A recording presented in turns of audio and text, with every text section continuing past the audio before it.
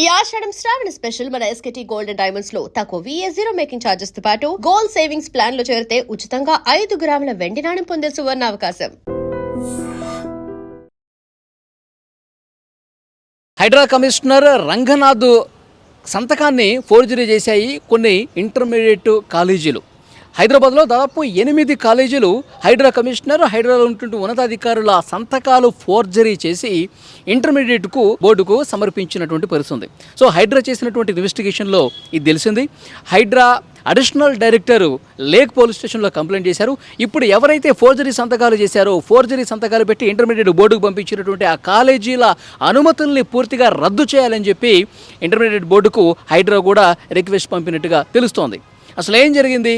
దాదాపు 8 కాలేజీలు, హైదరాబాద్లో ఉన్న కాలేజీలు, చిక్కడపల్లి కావచ్చు, ఎస్ఆర్ నగర్ కావచ్చు, అమీర్పేట కావచ్చు, ఇక్కడ ఈ ప్రాంతాల్లో ఉన్నటువంటి ఇంటర్మీడియట్ కాలేజీలు Haindavi junior college, Srichandra junior college, Vaishnavi junior college, అలాగే Shaheen junior college, Resonance junior college, ఇట్లా దాదాపు 8 కాలేజీలు ఇంటర్మీడియట్ పిల్లలకి చదువు చెప్తున్నటువంటి కాలేజీలు ఫైర్ సేఫ్టీ నిబంధనలు పూర్తిగా ఉల్లంఘించి ఆ కాలేజీలు నడిపిస్తోంది. అయితే హైడ్రా వచ్చి ఇన్వెస్టిగేషన్ చేస్తే దొరికిపోతామన్నటువంటి ఉద్దేశంతో ఇంటర్మీడియట్ బోర్డుకి ఆల్రెడీ వాళ్ళు సబ్మిట్ చేయాలి. మేము అన్ని పూర్తిగా నిబంధనలకు అనుగుణంగానే ఎక్కడ కూడా ఇబ్బంది లేకుండా ఇంటర్మీడియట్ ఆ బోర్డు రూల్స్ అండ్ రెగ్యులేషన్స్ ఏవైతే ఉన్నాయో, ఫైర్ సేఫ్టీ నిబంధనలు ఏవైతే ఉన్నాయో వాటిని మేము అమలు చేస్తున్నామని చెప్పి ఇంటర్మీడియట్కి పంపించాలి. కానీ ఈ ఇంటర్ కాలేజీలు ఏం చేశాయి?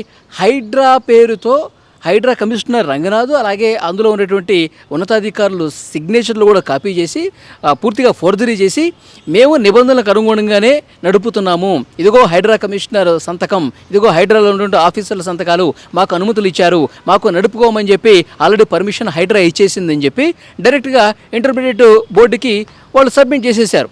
సో ఇది ఇప్పుడు హైడ్రా ఇన్వెస్టిగేషన్లో బయటపడుతున్నటువంటి విషయం.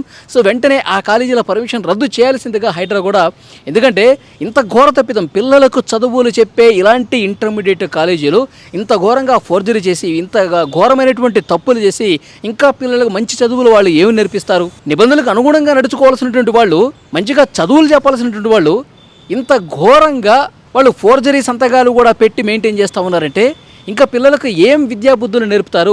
వీళ్ళ పర్మిషన్ వెంటనే రద్దు చేయండి అని చెప్పి హైడ్రా ఇంటర్మీడియట్ బోర్డును కూడా కోరినటువంటి పరిస్థితి.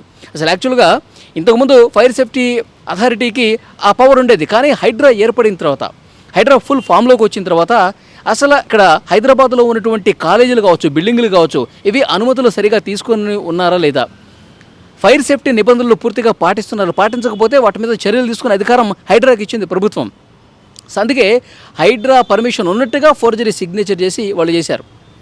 యాక్చువల్గా హైదరాబాద్లో ఈ మధ్య ఎంత ఘోరంగా అగ్ని ప్రమాదాలు జరుగుతున్నాయి మనం చూసాం. ఇప్పుడు పిల్లలకి చదువులు చెప్పే ఈ స్కూళ్ళలో, కాలేజీల్లో ఈ హైడ్రా నిబంధనలు పాటించకపోతే, ఈ ఫైర్ సేఫ్టీ నిబంధనలు పాటించకపోతే ఏదైనా ప్రమాదం జరిగితే ఎవరు బాధ్యత వహించాలి?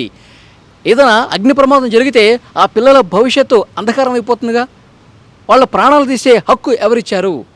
అందుకే హైడ్రాకు సంబంధించి పూర్తిగా వాళ్ళు ఇన్వెస్టిగేషన్ చేస్తే 8 జూనియర్ కాలేజీలు వీళ్ళు ఫోర్జరీ సిగ్నేచర్స్ పెట్టుకొని హైడ్రా ఏదైతే ఈ ఫైర్ సేఫ్టీకి సంబంధించిన నిబంధనలు ఉంటాయో వాటిని పూర్తిగా కాలరాసేసి ఆ తప్పుడు నివేదికలన్నీ కూడా ఇంటర్మీడియట్ బోర్డుకు పంపించినట్టు పరిస్థితుంది. ఎందుకంటే ఫైర్ సేఫ్టీ నిబంధనలు ఏ విధంగా ఉంటాయి? ఇరుకైనటువంటి గదులు ఉండకూడదు, ఏదైనా అగ్ని ప్రమాదం జరిగితే వెంటనే అందులో ఉన్నవాళ్ళు తప్పించుకునే విధంగా, అందులో ప్రాణాలతో బయటపడే విధంగా కొన్ని నిబంధనలు రూపొందిస్తారు.